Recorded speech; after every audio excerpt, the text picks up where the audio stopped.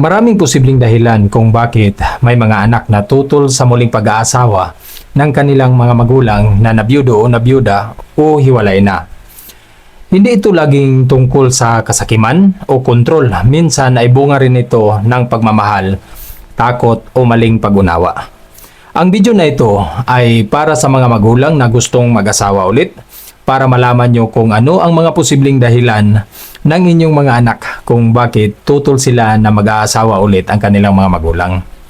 Narito na ang 10 posibleng tiyak na dahilan.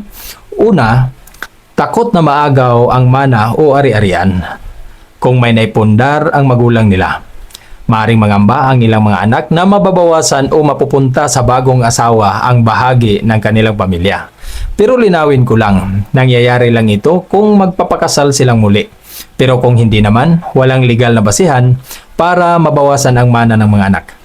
Pangalawa, takot na maloko o mapagsamantalahan ang magulang nila. Lalo na kung may edad na ang magulang at may sapat na ipon o ari-arian. Nag-aalala silang baka pira lang ang habol ng bagong karelasyon. At ang pangatlo, takot na masaktang muli ang kanilang magulang. Ayaw nilang makita ang kanilang magulang na muling masaktan kung hindi magiging maayos ang bagong relasyon. At ang pangapat, hindi pa nila tanggap ang pagkawala o pagkahiwalay ng dating asawa ng kanilang mga magulang. Pakiramdam nila ay parang pinapalitan o kinakalimutan ang kanilang ama o ina. At ang panglima naman, nagiging overprotective sila dahil matanda na ang magulang nila. Niisip nilang mas mahalaga ang kalusugan at kapayapaan ng magulang kaysa magsimula pa ng panibagong relasyon. Ang panganim, takot sa alitan sa loob ng pamilya. Niisip nila na maaring magkaroon ng away o hindi pagkakaunawaan sa pagitan ng bagong asawa at mga anak at apo. Pangpito, masama ang naging karanasan nila sa dating karelasyon ng magulang nila. Kung nasaksihan nila ang pagtataksil, pang-aabuso o matinding away noon, maaring mawalan sila ng tiwala sa panibagong relasyon ngayon. Pangwalo, pakiramdam nila ay sapat na ang pagmamahal at pag-aalaga nila ang mga anak. Iniisip nilang hindi na kailangan ng magulang ang bagong asawa kahit iba ang naibigay ng isang kapartner kumpara sa mga anak.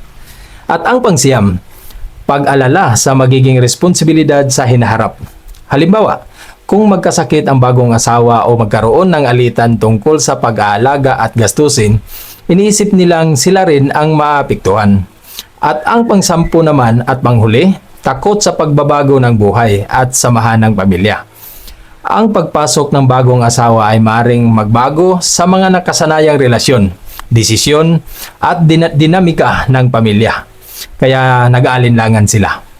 Ganun pa man, kahit anong pagpigil o pagtutol ng mga anak ay malaya pa rin ang magulang na magdesisyon.